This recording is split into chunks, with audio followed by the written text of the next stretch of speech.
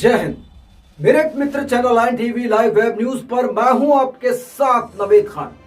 उत्तर प्रदेश के मेरठ में कलयुगी पिता की खौफनाक करतूत सामने आई है। रिटायर्ड फौजी ने दूसरी शादी करने की खातिर अपने ही 27 साल के बेटे की सुपारी देकर हत्या करवा दी।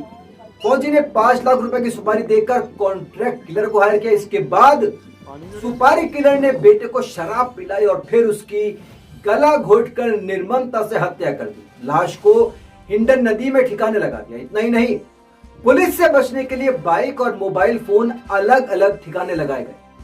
आइए बताते हैं पूरा मामला। मेरठ के थाना सरदाना के छुर गांव में रहने वाले संजीव और उसकी पत्नी मुनेश में 15 सालों से विवाद चल रहा है। दोनों एक ही गांव में अलग अलग घरों में रहते हैं। बेटा अपनी मां के साथ रहता था। पिता ने पत्नी से बदला लेने के लिए बेटे की हत्या कर दी। पुलिस ने पत्नी की तहरीर के आधार पर पिता को उठाया। जब पुलिस ने पूछताछ की तो उसने कलयुगी पिता ने सच बता दिया। पुलिस ने पिता की निशानदेही पर मृतक की लाश बरामद करने का प्रयास कर रही है हिंडन नदी से। वहीं ग्रामीणों ने बताया कि संजीव का अपनी पत्नी मुनेश से घरेलू विवाद चल रहा था काफी वर्षों से। दोनों 15 सालों से गांव में एक ही गांव में 2 घरों में रहते थे। दोनों का एक बेटा था सचिन। आरोप है कि संजीव का अपने छोटे भाई की पत्नी से अवैध संबंध, इसके चलते संजीव के घर में एक गृह कलेश रहता था। इसी कलेश के चलते संजीव की पत्नी मुनेश और बेटा सचिन उसे छोड़कर गांव ही के एक दूसरे मकान में रहने लगे थे। आरोपी ने अपने इकलौते बेटे की हत्या की 5 लाख की सुपारी गांव के रहने वाले अमित को दी। अमित हत्या के मामले में बरी होकर हाल ही में जेल से छूटा है, जबकि एक और हत्या का आरोप भी अमित पर पहले से लगा हुआ है।